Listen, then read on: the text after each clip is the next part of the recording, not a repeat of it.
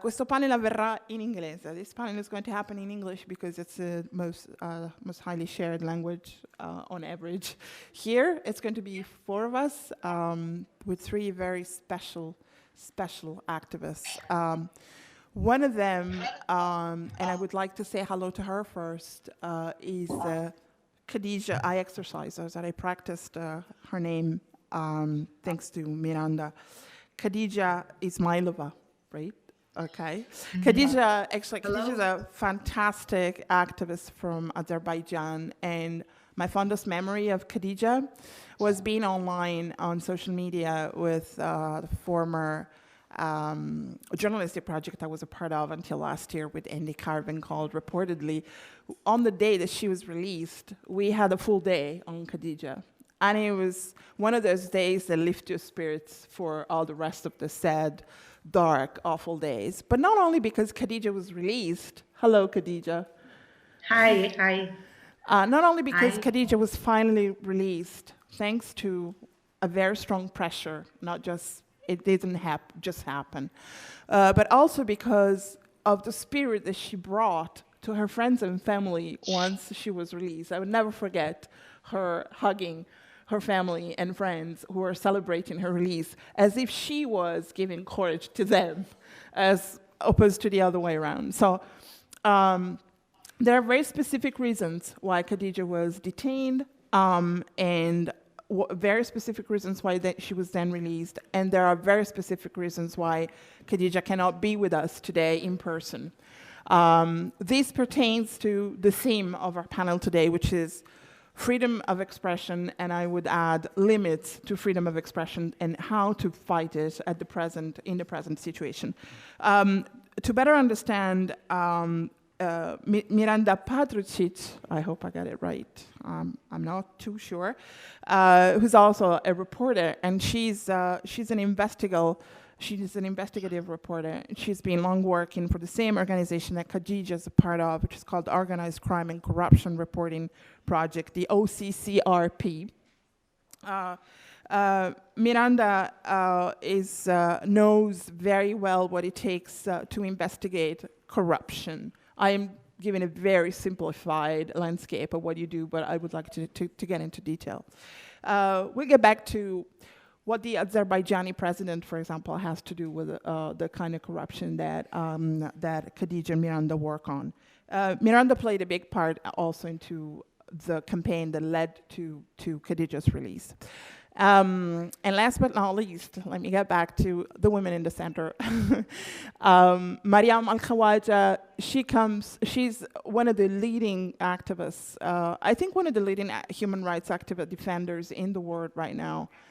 She's still very young, but I happen to know her work since at least 6 years ago.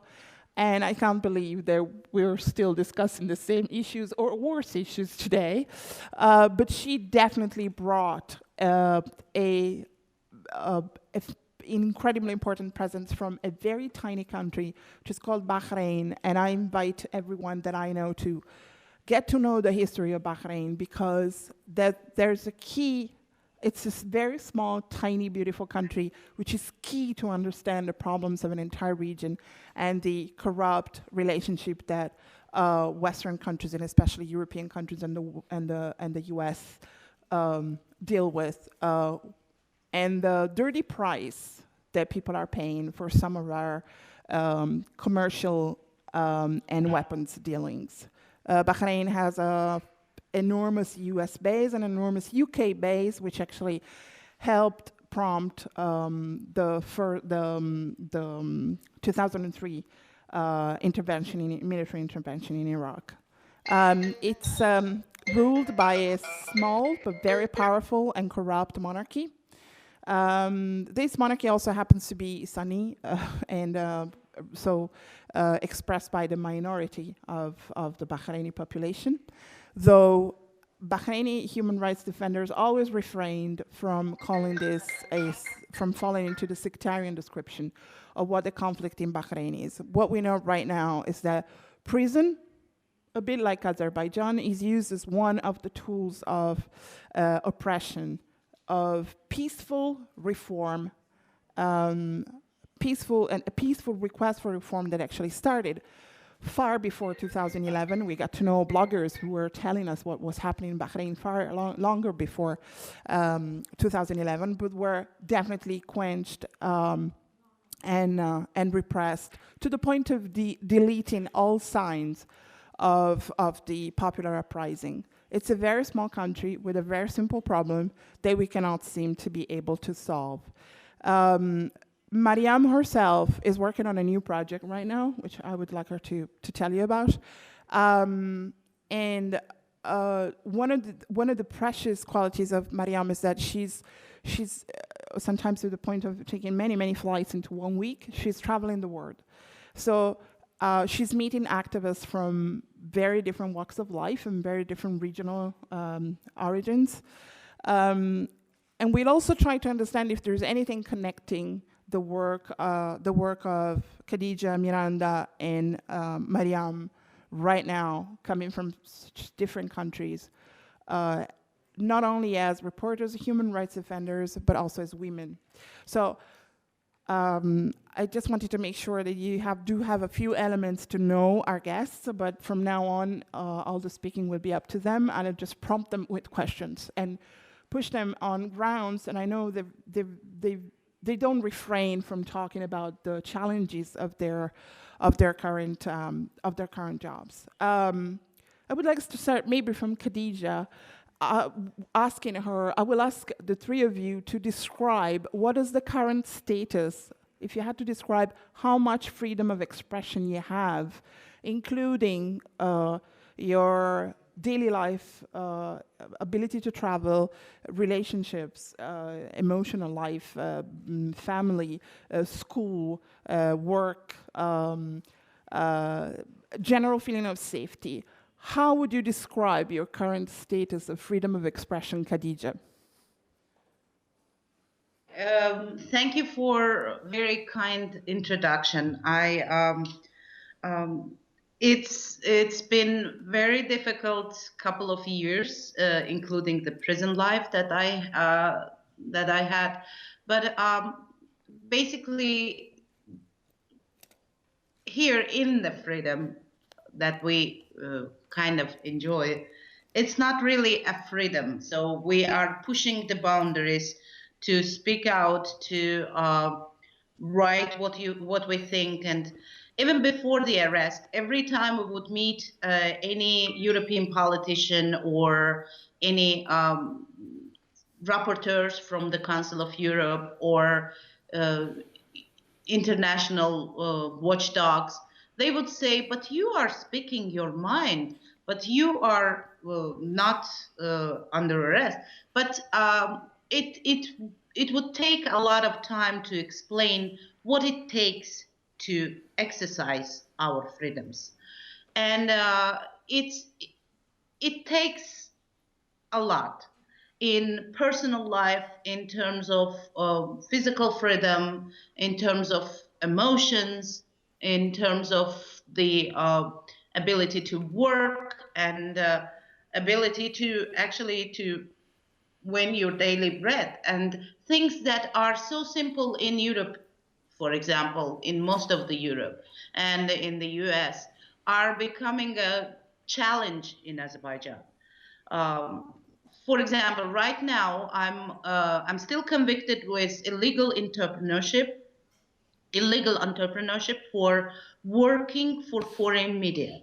So because I'm working for Radio Free Europe, Radio Liberty, without accreditation in foreign ministry, which doesn't give me accreditation actually, I'm illegal entrepreneur, and this is part of my conviction. So so it means that I cannot work for any foreign media, and there is no local independent media to work for. So this is the conditions with the institution. All the NGOs that would defend our rights, like the human rights organizations, they had to close their doors, and some lawyers are working from on an individual basis. Some are still doing a human rights work from their houses, but all the independent institutions have been closed. So there is no institutional support to support our support us during when we face our challenges. And then it goes to further to the personal life. Like I've been blackmailed with my own private life. I mean, the special services planted video cameras in my bedroom, and then I've been blackmailed with that, and then the videos were exposed. It was a retaliation to the first Panama investigation I've done. It was 2011 when we published first Panama investigation. It was long before the Panama Papers made a big scandal in the world. And we found out that president's family has companies in Panama which they use to hide their business interests in the country. And the story was published. Few days after the story was published, the camera was planted in my bedroom, which I discovered later when I faced the blackmail and when the video was exposed. We investigated and we found out that the government run telephone company have been dealing with the camera planting and surveillance in my bedroom. So this goes as far as to our bedrooms. And this goes as far as to our relationships. People who are exercising their freedom of speech after they are leaving the country. Like there are a number of journalists who left the country, they fled the country because of this pressure, and their family members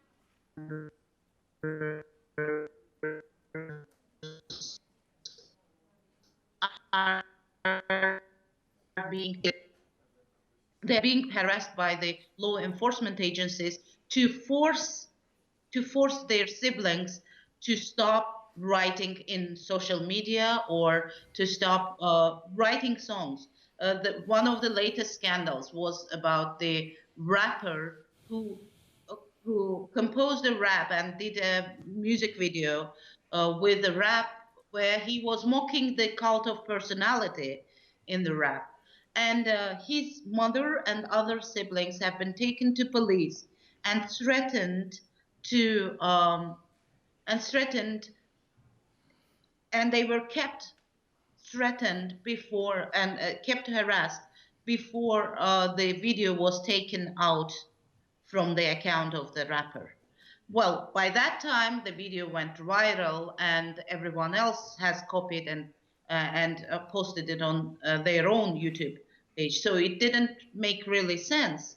But I mean, you can understand what the family of the rapper or family of the blogger who criticizes the government or the family of the journalist who is doing his work from abroad is feeling about it, because you are safe, you are abroad, you are trying to do it from exile, but then your family is under danger, endangered, and that happens to all of my colleagues in Radio Free Europe, in those who are working in Meydan TV or Azerbaijani Hour, the Exile TV project, and some of them have their siblings in prison because of what they write. And there is a special section in the list of political prisoners. We call them political hostages. It's the relatives of people who fled the country, but relatives are being kept in prison to keep their siblings under control or to keep threatening their siblings. Dozens of my colleagues are challenged with the travel ban. And what does travel ban means? I mean, I'm not the person who wants to leave the country for good. I want to stay in my country. I like living here. I like my city. I like my neighbors. I like my family. I don't want to leave the country, but not being able to travel, it makes the country feels like a prison, feel like a prison. So, and this hurts. This hurts me because I love my country and I don't want my country being served to me as a prison.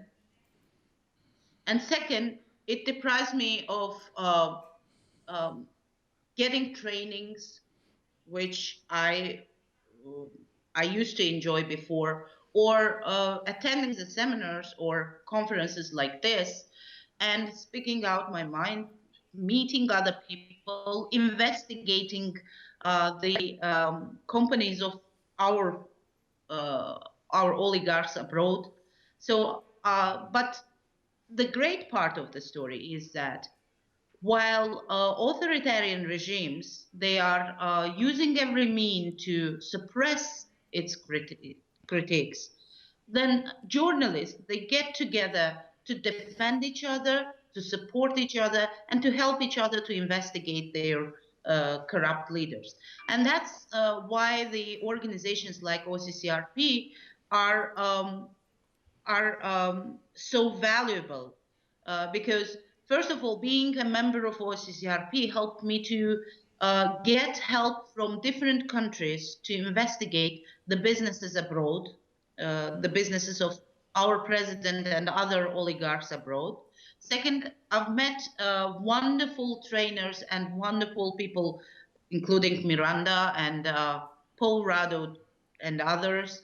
And then it's then when I got in trouble, when I got arrested, these people, they got together, 100 journalists around the world got together to continue investigating the president's family, so he wouldn't feel that by arresting me, he stopped the criticism. And I think that was the main reason why I got released, because keeping me in prison didn't make sense. Because he was he was kept investigated. More investigations have been published after my arrest than before, uh, than I could publish before. And more journalists, more people in the world became aware of the corruption, level of corruption in our country. And I want to thank each of the journalists who worked on those projects. I know that some of them are still in the country. We cannot name them because of their safety. And I want to thank everyone who did it anonymously, and I want to thank everyone who put their name on those investigations. And thank you so much, because without that support, I would still be in prison. And well, maybe that would lead to more people investigating corrupt leaders of Azerbaijan, but more investigations. But now I'm trying to catch up and do the work that I left behind when I got arrested. So I want to thank again, and thank you for listening. Yeah, if you have more questions, please. Stay with us, Khadija.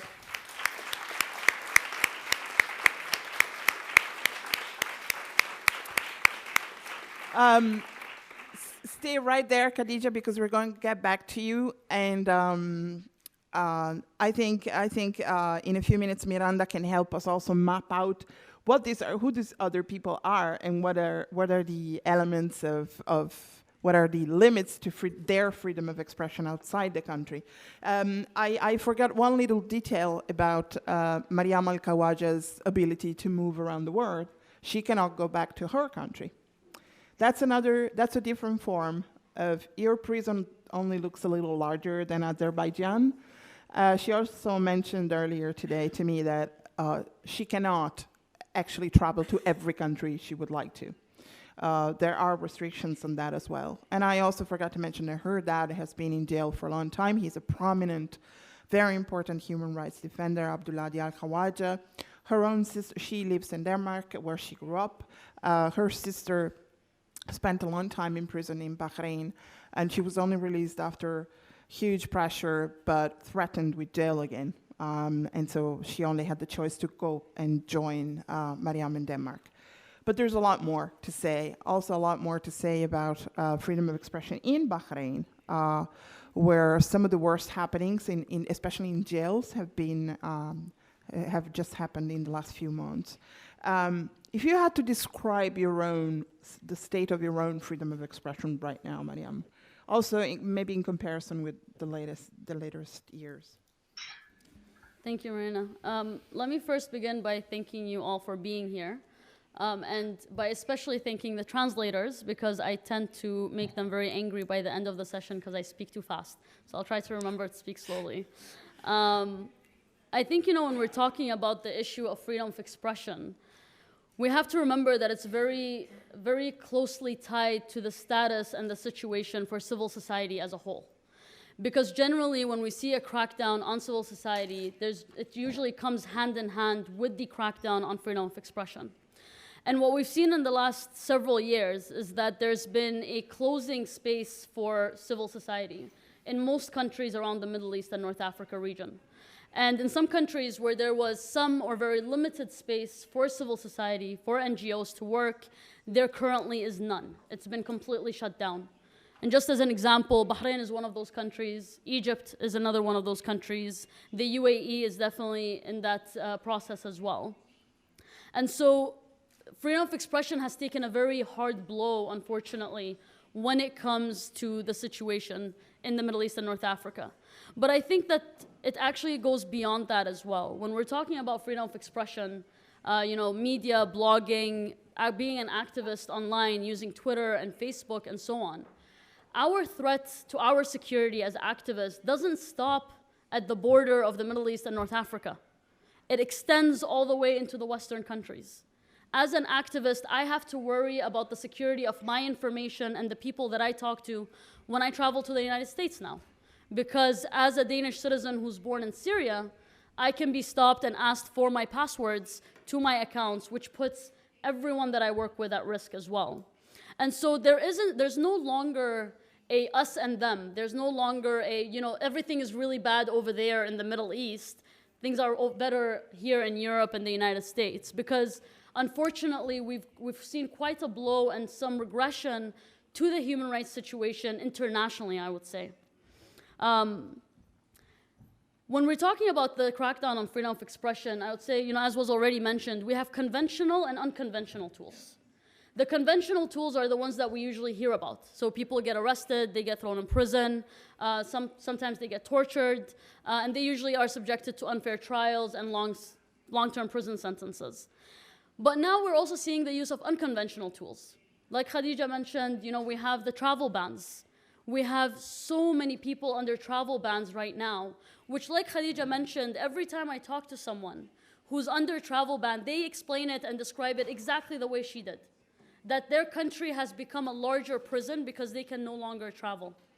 And this is something that we're seeing being used in Bahrain, in Egypt, in the Gulf generally, but also in many other places. Some other unconventional tools that we're seeing is that our governments, our regimes, are learning how to use our tools against us. So they're learning how to use social media to target activists, and how to defame them, how to threaten them, and how to use it in a way to try and stop the activism of the people who are in that movement. Now, as human rights defenders, our strongest weapon is our credibility. If we don't have credibility, we don't get invited to speak. We're not able to be a part of the discussion on how to move forward. And so it really limits our freedom of expression. So what they do is they carry out defamation campaigns online. We saw with Khadija's case, the videos that they put out of her. But that doesn't only happen in Azerbaijan, it happens everywhere. If you Google my name, for example, you will see that there are tons and tons of tweets and articles about how I'm an agent that works for Iran, for the United States, and for Israel. Apparently, I'm the only one in the world that can bring those three together. But they'll use whatever they can to try and defame you and take away your credibility. And then the other thing that they'll do is they'll also use some other tools to try and limit your access. And I think access needs to be one of the main issues that we talk about when we talk about human rights these days. Generally, we have what we call a human rights elite. The human rights defenders who are able to travel, who sit on panels, who go to the UN. But you have to understand that that's a very minimal percentage of the entire community of human rights defenders in the world. Most activists, especially the grassroots activists, are not like me. They don't have the ability to travel and speak and talk about what's happening to them. They're not high profile. They don't get profiled in different news agencies and media. And those are the people that usually are hit the hardest by the governments. Those are the ones who have their freedom of expression mostly infringed on and violated. And so when we're talking about access, we already had a problem with access. But with the current scenario in the world, it's becoming even more of a problem. With the visa bans in the United States, I was at the UN last month for the Committee on the Status of Women, and even the activists who used to come to participate at the UN, some of them were unable to come because of visas, and some of them were unable to come because it was too much of a security problem for them to cross the border into the United States to speak about their situation in their countries. And this is becoming more and more of a problem, this issue of access. And one of the unconventional tools that governments are also using that also very much speaks to the issue of access is when they try and sentence activists in their home countries. For example, in my case, I was arrested in 2014 and I spent 3 weeks in prison. And after I was released, I left the country, but I was sentenced to 1 year in prison on the charge of assaulting police. Now what that does, it means that every time I want to go to the United States, I have to actually apply for a special visa because I have to declare that I'm a convicted felon who's wanted in Bahrain for assaulting police. And you can imagine the look on the faces of the border control agents when I tell them that I'm sentenced for assaulting police in Bahrain. But that also limits me in the sense that I cannot travel to any country in the Middle East and North Africa region except Lebanon, because all those other countries have extradition agreements with Bahrain, so it means that I'll get arrested and sent to Bahrain. I also cannot travel to a lot of Southeast Asian countries. And so they try to limit your ability of access and to travel as an activist, even when you're in exile and living in the West, even when you have a passport that's different than the passport of the country where you're convicted. And this issue of unconventional tools is very important, and for this point. When they use unconventional tools, they know that when you're traveling and when you're speaking on panels like this, or when you're speaking to governments, and you sit across from a diplomat and you say, well, you know, I can no longer travel to the Middle East and North Africa. And they'll look at you and be like, okay, so what? You know, like that's not a big problem. Like you're not arrested, you're not being tortured. So that's, you know, quite a light thing to have to deal with as an activist. And they don't understand that what these governments do with these unconventional tools, they actually make your day-to-day life so difficult that it's difficult for you to continue as an activist. And not just in the sense of movement, but for example, in denying female activists from the right to issue birth certificates for their children. My nephew was born and for 2 years lived without existing on paper, which means he has access to absolutely nothing in Bahrain. And this makes the life of his family and himself, access to healthcare, access to whatever it is, virtually impossible. But these things don't get highlighted. They don't get flagged as being, oh my God, kind of responses or crackdown from the government. The last point I want to make on the issue of, you know, civil space and freedom of expression is that there's a huge discussion right now here in Europe, in the West especially, in the United States, about, you know, the need to fight extremism and terrorism and radicalization. And that is now at the forefront of the conversation. You know, 4 or 5 years ago, human rights defenders were heroes. The revolutions in the Middle East were inspiring to everyone. Now, human rights is on the back burner. It's no longer the main topic at hand when we're discussing issues internationally, whether it's the Middle East or otherwise. It's extremism and radicalization. And the way that governments here are saying that they're fighting extremism and radicalization is, one, by cooperating and working with dictators and oppressive governments. And those dictators and oppressive governments are shutting down civil society, which are at the forefront of fighting radicalization and extremism. Do you see how this is, it fights against itself, right? So they're basically creating the situation for further extremism and radicalization, which they say is the opposite of what they're trying to do. If you want to stop extremism and radicalization, if you want to protect freedom of expression, it's by supporting civil society and human rights defenders, because they are on the front line of fighting extremism and radicalization. And the second thing is, or the second thing that governments here are doing, is they're slowly taking away our rights as European citizens in the name of fighting terrorism. When we have laws that European citizens can be subjected to secret trials without their knowledge, when we have laws that there's suddenly limitations on what you can and cannot say, what information you can and cannot look at the internet, and things like that. And it's, of course, very selective. They pick and choose what's okay and what's not okay. But also when it comes to privacy, suddenly they don't like WhatsApp because it's encrypted. They don't like Signal because it's encrypted. Suddenly encryption is the problem. And so slowly the rights that we have here in Europe, which we're not paying much attention to be honest, are slowly being taken away from us in the name of anti-terrorism. And that is an infringement on our right to freedom of expression and the right to privacy. And I think that's one of the things that we really need to be paying attention to as European citizens as well. Thank you. Great, thanks, Maryam.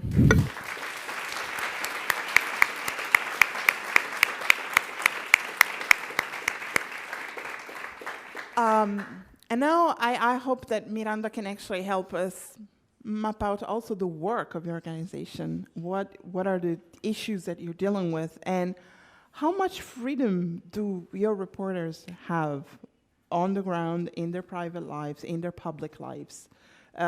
We've seen that, the tentacles are sometimes not very visible, but they're still there. Well, all that has been said sounds all too familiar, I have to say. Organized crime and corruption reporting project works in countries like Russia, all across Central Asia, Caucasus, Eastern Europe, Balkans. And while I was shocked at first to learn what was going on in Azerbaijan, when I start seeing it repeat itself in Central Asia, when I start seeing some of the things happen in the Balkans, even in my part of the world, I see this is a trend. This is something that is coming big way. And, at some point you'll have to deal with these things even in, European Union. And that's the truth. We work with a lot of reporters on the ground. Unfortunately, less and less in our stories you will see their names. We don't show names of any of the Azeri reporters working with us, any of the Central Asian reporters. And one of the reasons is because their family gets targeted. So it's not only about imprisoning a journalist or giving them a travel ban. It's about family members losing jobs. It's about brothers getting arrested and sent to jail on made-up charges like assaulting a police officer. It's their family members basically being harassed in all kinds of ways, either by being sexually harassed or basically their numbers being published on the sex ad websites and then them being called by the people. So it's really, really a bad situation in Central Asia. I think it's also getting bad, for example, in Balkans. After one of my investigations, this was about Montenegro. There was an article that was published which says, when you say Miranda, what you really mean sex. And it was published in Serbia. And it was basically, captions on the photos which says, eyes that speak sex, or, this person likes me in red. And the idea was not even to dismiss my reporting saying, this is what we disagree with. It was basically, well, she is a stupid bimbo. We are going to call her, they use the equivalent of Kim Kardashian in the Balkans. And basically, whatever she says doesn't make any difference. Now, for female, it's much more difficult because, a year later, I was going on a reporting trip with a fellow reporter, and his girlfriend looked me up. And she saw the article, and she was like, why are you traveling with a sex Miranda? And, and if you Google my name in the local language, that will be number 4 article you will find in Google. So it is shockingly difficult. But then, countries like Russia, there is more and more pressures on journalists. I'm very proud of our reporters. They put their names out. We just a female reporter from Russia, Lesia, just yesterday published a very powerful story showing how the ex-wife of the President Putin now owns a villa in France, which she couldn't have afforded with her legitimate income. So she did report the story. She put her name on. And one thing I'm going to say about female journalists, when we would approach somebody in Azerbaijan, and if it would be a male, very often I would hear, I'm afraid, I cannot do it. I can tell you that none of the Azeri girls have ever said, I'm afraid and I don't want to do it. I think part of it is also because of Khadija, because many times when it was very difficult and when our Azeri reporters were facing, personal losses, the arrests and so on, they would always say that we are doing this for Khadija because Khadija has been a true role model to them, somebody who was their mentor, who they wanted to be like. So I think, especially now that Khadija is free, I think she's even more powerful force behind so many other reporters who are actually doing this kind of work. Now, one thing we've been trying to focus on as an organization is basically reporting about these regimes from outside. Because, presidents in Tajikistan, in Uzbekistan, in Azerbaijan, they have very little in terms of assets in their own countries, but they have so much abroad. There's so many foreign investments, and basically to operate in any of these countries, you're expected to pay kickbacks. We just did a big story together with the Swedish television and Canadian radio about the Bombardier paying bribes again in Azerbaijan to win a major contract. Italian companies do it, French companies do it, whoever goes there do it. And I think for us, what we've been doing is really reporting about, us from the outside, my country, your countries, how we are actually helping them stay corrupt, how we are helping them basically destroy human rights in their own countries and oppress journalists and oppress human rights activists. And I think that is very important because very often I hear, who cares about Azerbaijan? Who cares about, Tajikistan? But then a lot of their money is basically spent here in Italy, spent in France, spent in UK. And one thing they really hate, and one thing that the reason why I do it is because, they like to come, here and be a celebrity, get a star status because everybody's going to admire their riches and, they're going to be guests at high-level events. But then when they're faced with the question of corruption, it spoils the fun of coming abroad. And I think it's really, really important, to keep our eye on this regime, work with local reporters without putting their name, but still giving them, they know who they are and they know how much effect they have made and how much difference they have made in the world. Great, thank you so much, Tatiana. Miranda, sorry. I haven't asked you directly, Miranda, if you feel safe. Well, I cannot travel to Azerbaijan and I cannot travel to Uzbekistan, but do I feel safe? For a long time, I reported in Montenegro. And again, this is a country that wants to become part of EU. They call themselves democracy, but I faced death threats there. I was followed, and it hasn't been so safe for me there. So. Okay, thanks. We're past our halftime, but there's a couple more issues that I would like our guests to bring out. One is the specificity of being human rights defenders or reporters, or sometimes both, as women, as females. Khadija and Miranda and Maryam have all touched one way or another some issues that may be specific to the condition of being women, human rights defenders, or investigators. But I think there's more.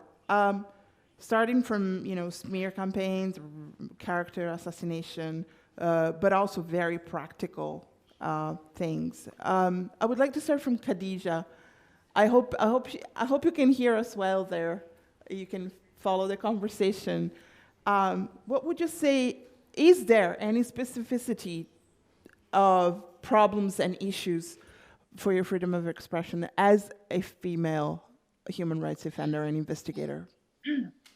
Well, I'm not a big fan of the gender talks, but because I believe in equality, and in one of the trials, when a lawyer requested that the sentence should not be that harsh because I'm a woman. I protested and said I'm not getting any benefits because I'm a woman. Well, it doesn't stop our government from harassing us because we are women. Actually, that's not the purpose. We are not being harassed because we are women. But the fact that we are women is being used against us. So this is this is the thing, and I think several years ago, one of the colleagues in OCCRP annual conference told me. And I've been speaking about the women taking a leading role in Azerbaijan in investigative journalism because, like, most of my successful students were women, and the award-winning journalists were women. And one of the colleagues asked me why, and I said maybe because there is a feeling that the government doesn't arrest women, or because women get a little bit better treatment when they get arrested or harassed or so. And all of this proved false. I've been harassed in a most mean way when I've been blackmailed. It wasn't the first time. Before me, a couple men were harassed, and they stopped doing what they've been doing. They left the job. They stopped doing journalism. My reaction was different from the male reaction. And I think it helped to stop this strategy because before me, the sexual blackmail was used against 3 male journalists, and all of them stepped back. All of them gave up. And well, me not giving up actually stopped the government doing so, because basically the scandal that rose after that, it was a hard time, but we made the government to regret about that because basically their purpose was shame me, but they were ashamed for doing that. And if I would step back, probably it would be another precedent for continuing this type of harassment from the government. And then it turned out that women can be arrested. Some of the arrested women activists have been even tortured. So this happens. I mean, now there is no difference, and this is basically what I call a good part of the story, because now there is no difference, gender difference in the risks we are facing. But on the other hand, still women are taking a leading role in investigative journalism, and I can hardly explain the reason why this is happening, but it's still the truth is that the best investigative journalists in Azerbaijan are women. So this is the truth.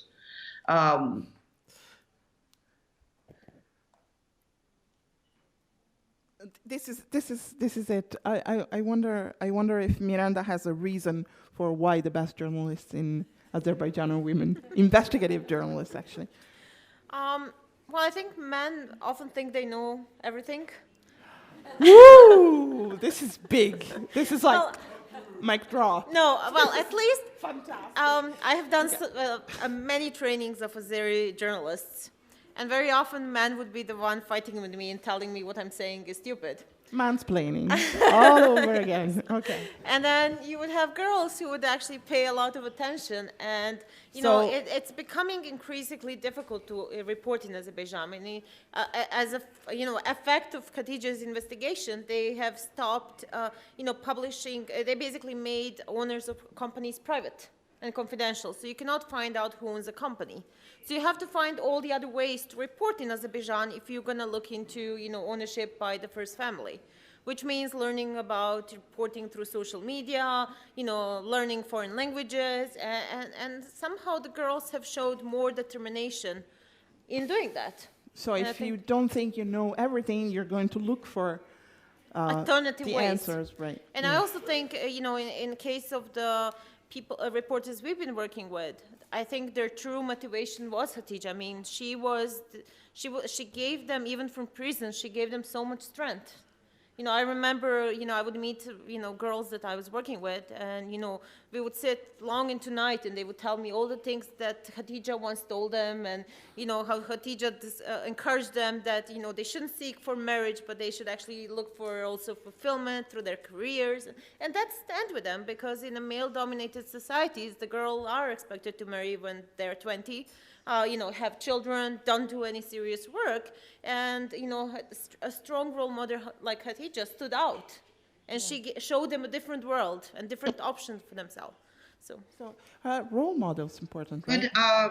Yeah, Khadija. If I may add, if I may add, actually, I owe them a lot as well, because when this, in 2012, when this blackmail thing happened, one of the, and I've been thinking that since this has happened, none of the female journalists will ever step on this path. And I've been in a very bad emotional and psychological shape. I've been and my health was in danger as well. You find the camera in your bathroom. I mean, leave alone the bedroom. You find the cables from camera in your bathroom, and then you just cannot go to bathroom. So it kills your body. I mean, your body just stops operating. And then one of my students came and said, we should stop whining and we should start working. And she said, and then we did together the gold mining story. And she said, we have to stop whining and should start working. And that was the happiest, and it's not an exaggeration. This is the happiest moment in my life. And I owe that girl my health. I owe that girl my life. Because if not that moment, I don't know where would I end up health-wise and psychologically. So I owe them more than they got from me.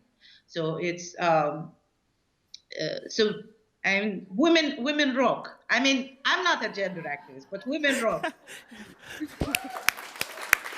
Woo, woo.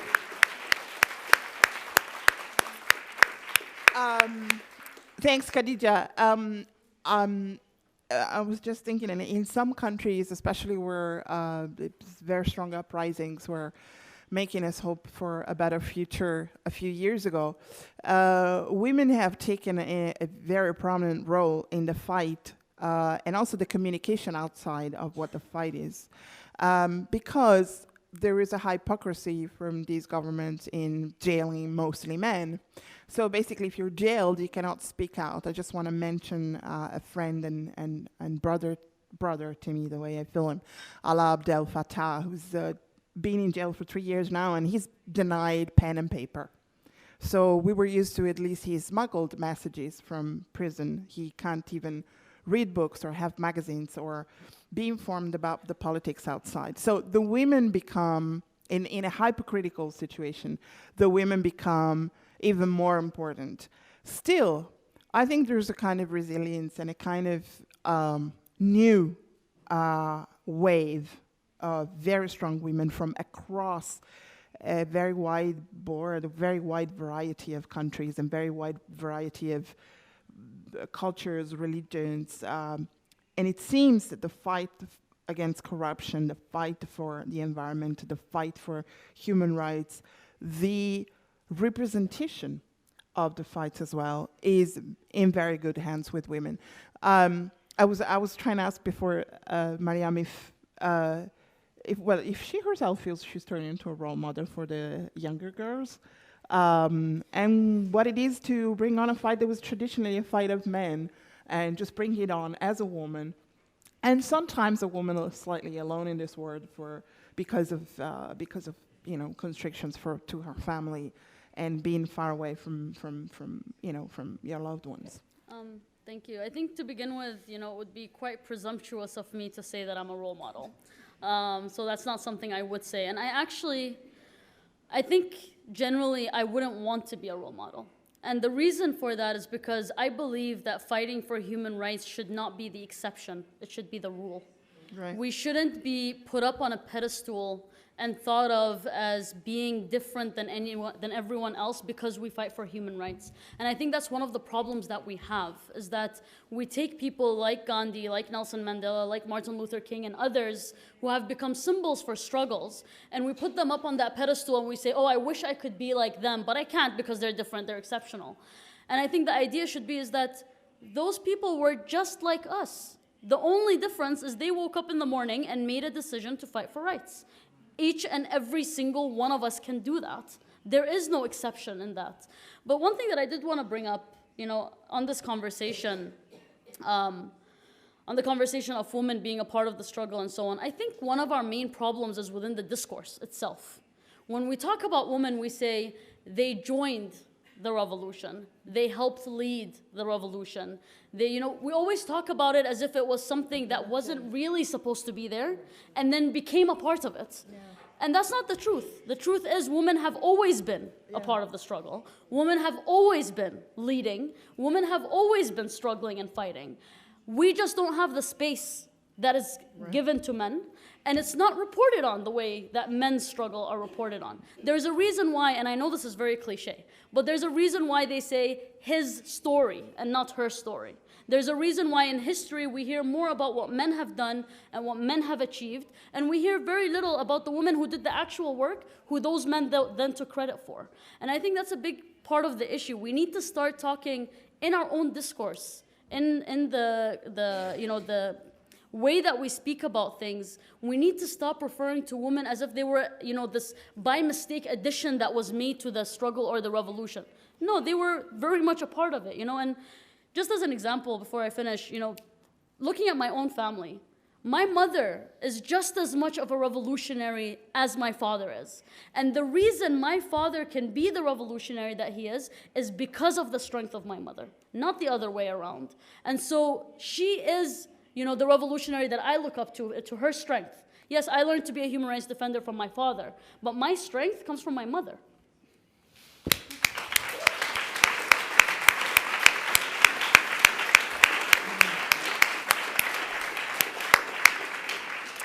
This was for your mother, actually.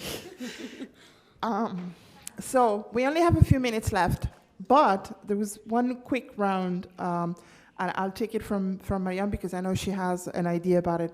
But I'll ask the three of you, what is the strategy next?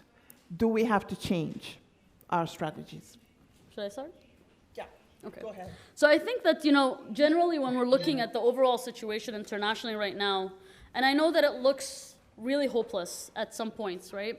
But I think while we're seeing this regression in human rights, while we're seeing that the situation is actually getting worse, not better, we're thinking of a P5 at the Security Council that is made up of Theresa May, Trump, Putin, the head of China, and possibly Marine Le Pen.